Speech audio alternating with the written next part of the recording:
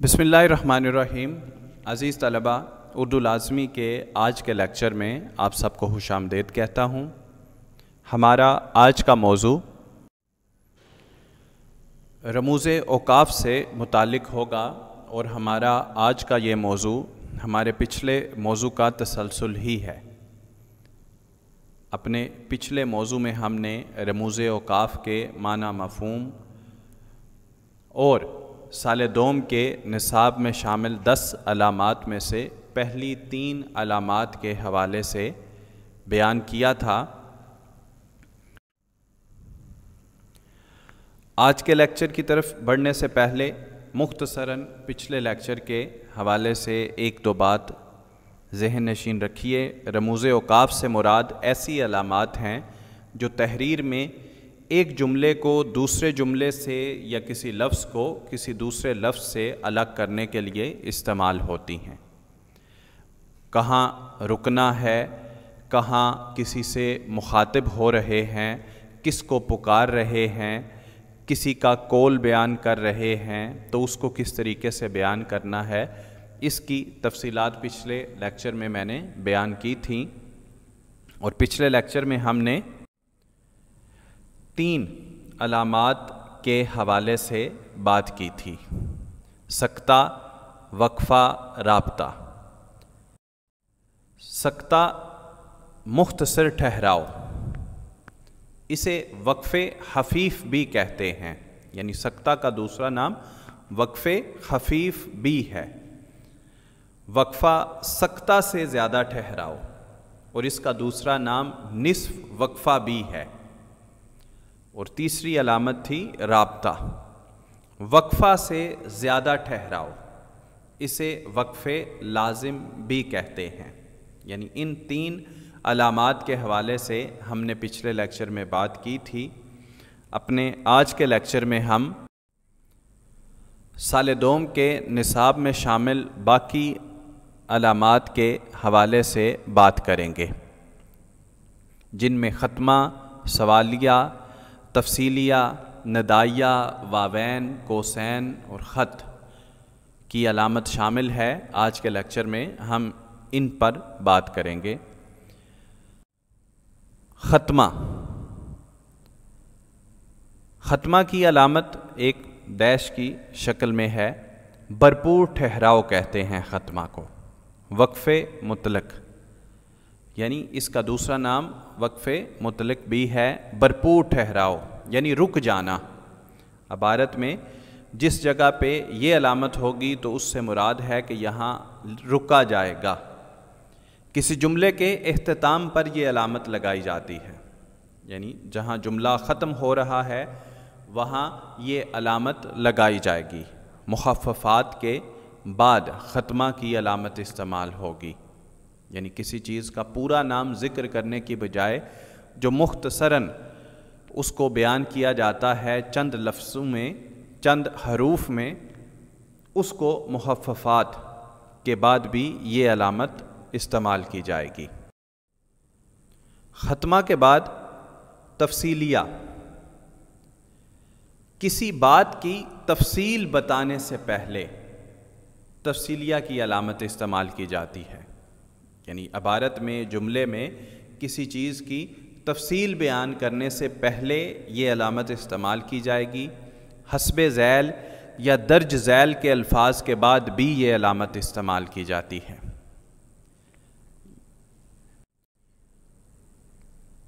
اس کی مثال دیکھیے، گجرات کی مشہور مصنوعات درج ذیل ہیں، یعنی درج ذیل ہیں، مصنوعات کی تفصیل بیتانی ہے جملے میں آگے، تو اس کو بیان کرنے سے پہلے تفصیلیہ کی علامت استعمال کی گئی ہے۔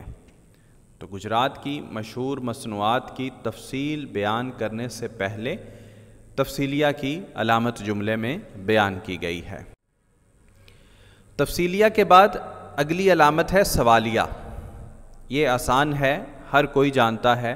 کسی سے کوئی سوال کرنا ہو تو سوالیہ کی علامت استعمال کی جاتی ہے۔ کسی سے بات پوچھی جائے تو اس کی جگہ پر سوالیہ کی علامت استعمال کی جائے گی۔ اور یہاں ختمہ کی طرح رکنا ضروری ہے، اور سوالیہ کا دوسرا نام استفہامیہ بھی ہے، یعنی اس علامت کا دوسرا نام استفہامیہ بھی ہے۔ سوالیہ جملے کے آخر میں یہ علامت استعمال کی جاتی ہے۔ سوالیہ کے بعد اگلی علامت ہے ندائیہ، کسی کو پکارنا، مخاطب کرنا، ندا دینا۔ تو پکارنے کے بعد جو علامت استعمال کی جائے گی وہ ندائیہ کی علامت کہلائے گی۔ دکھ یا خوشی کے جذبات کے اظہار کے لیے بھی یہی علامت استعمال کی جاتی ہے۔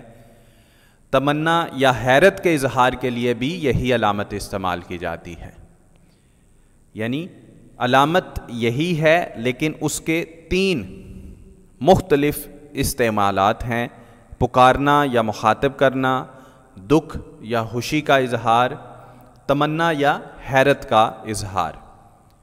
تو تینوں مختلف مواقع پر اس کا نام مختلف ہو جائے گا۔ اگر کسی کو عبارت میں پکارا جائے تو اس صورت میں اس علامت کو ندائیہ کہیں گے، یعنی اگر آپ کسی کو پکار رہے ہیں تو اس صورت میں ندائیہ کی علامت ہے یہ۔ دکھ یا خوشی کے جذبات کا اظہار ہو تو اس صورت میں اس علامت کا نام فجائیہ ہوگا۔ علامت یہی ہے لیکن اپنے استعمال کے اعتبار سے اس کا نام مختلف ہو رہا ہے۔ اور تمنا یا حیرت کا اظہار ہو تو اس صورت میں اس کو استجابیہ بولیں گے، یعنی علامت یہی ہے لیکن عبارت میں اگر یہ کسی کو پکارنے کے لیے استعمال ہوئی ہے تو اس صورت میں اسے ندائیہ، دکھ یا خوشی کے اظہار کے لیے ہے تو فجائیہ، تمنا یا حیرت کے اظہار کے لیے ہے تو استجابیہ۔ تینوں مختلف مواقع پر اس کا نام مختلف ہوگا۔ اگلی علامت ہے واوین۔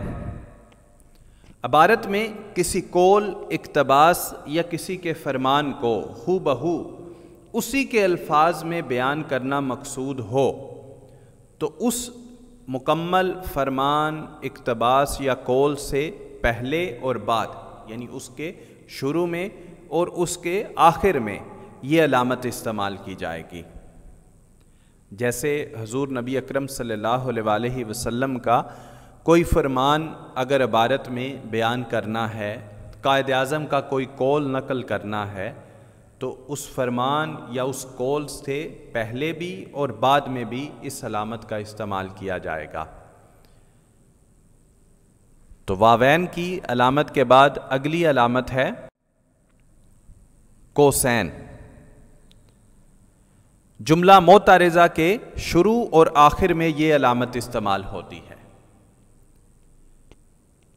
یعنی ایسا جملہ جس کی عبارت میں ضرورت نہ ہو یا جس کا عبارت سے کوئی براہ راست تعلق نہ ہو، صرف کسی لفظ کی وضاحت کرنی ہو، کسی کا معنی و مفہوم بیان کرنا ہو تو اس صورت میں یہ علامت استعمال کی جائے گی۔ اسے خطوط وحدانی بھی کہتے ہیں، یعنی اس کا دوسرا نام خطوط وحدانی بھی ہے۔ جملہ معترضہ۔ جملہ معترضہ ایک ایسا جملہ ہے کہ جو عبارت میں آ جائے لیکن اصل عبارت سے اس کا تعلق نہ ہو، بلکہ صرف حوالے کے طور پر اس کا ذکر کیا جاتا ہے۔ جیسے ایک مثال دیکھیے، قائد اعظم عظیم سیاستدان تھے، اب درمیان میں ایک جملہ بیان کیا گیا، اللہ ان پر رحمت کرے، یعنی اس جملے کو نہ بھی بیان کیا جاتا تو جملہ مکمل تھا۔ یا دوسرا، مولوی عبدالحق کراچی میں دفن ہے۔ اب مولوی عبدالحق وضاحت کے طور پہ جنہیں بابائے اردو کہا جاتا ہے، یعنی ان کا لقب انہیں بابائے اردو کے نام سے بھی جانا جاتا ہے، تو اس چیز کی وضاحت کے لیے کوسین کی علامت استعمال کی گئی کہ ان دونوں چیزوں کا براہ راست عبارت سے کوئی تعلق نہیں، اگر یہ دونوں چیزیں نہ بھی بیان کی جائیں تو جملہ مکمل ہے۔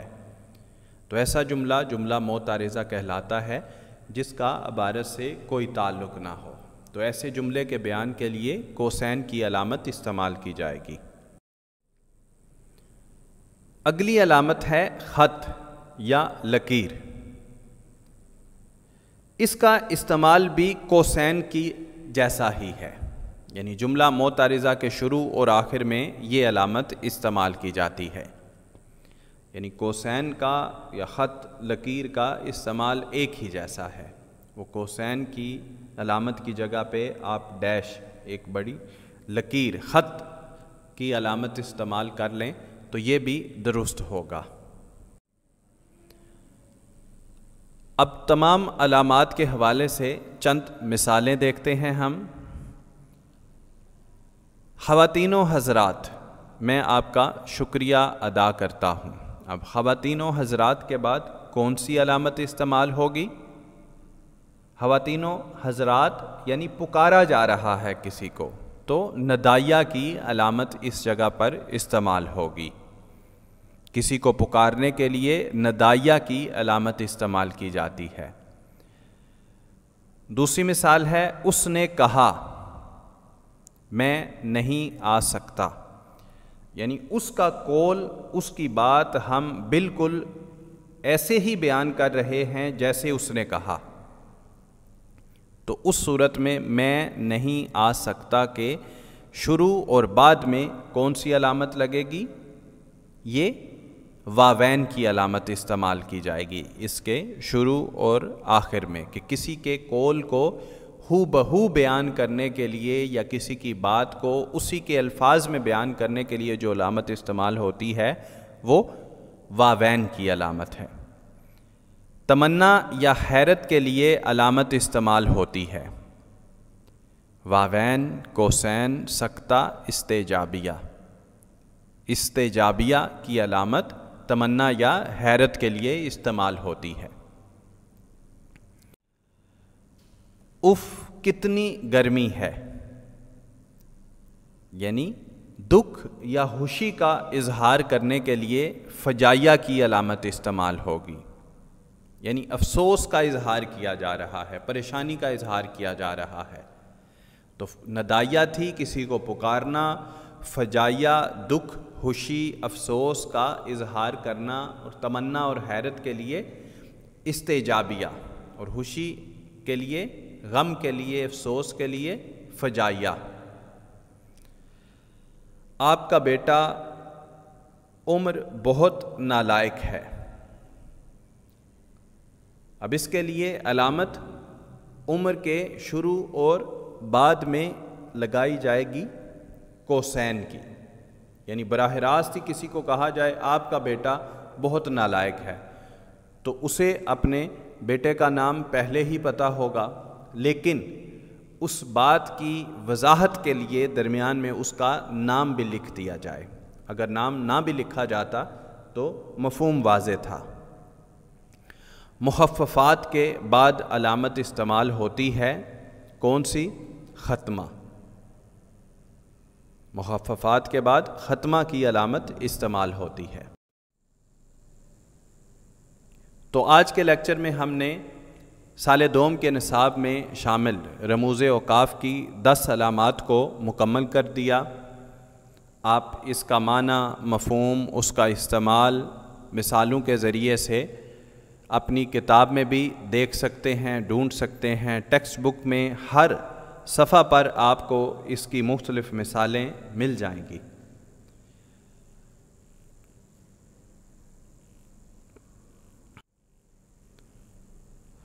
آج کے لیکچر میں ہم نے رموز اوقاف کے مفہوم اور اس کے استعمال اور سال دوم کے نصاب میں شامل 10 علامات کے حوالے سے اپنی بات کو مکمل کیا۔ آپ اس کی مثالیں اپنی درسی کتاب میں دیکھیں، ڈھونڈیں، اس کو پریکٹس کریں، ان کے ساتھ ان کی پہچان لکھیں۔ انشاءاللہ اگلے لیکچر میں ہم اس کے بعد کا موضوع لیں گے۔ یہ سوال امتحانی پرچے میں حصہ معروضی میں 5 نمبر کے کثیر الانتخابی سوالات کے طور پہ شامل ہوتا ہے۔ اگلے لیکچر میں ہم انشاءاللہ اس کے بعد کے موضوعات کو دیکھیں گے۔ تب تک کے لیے اللہ حافظ۔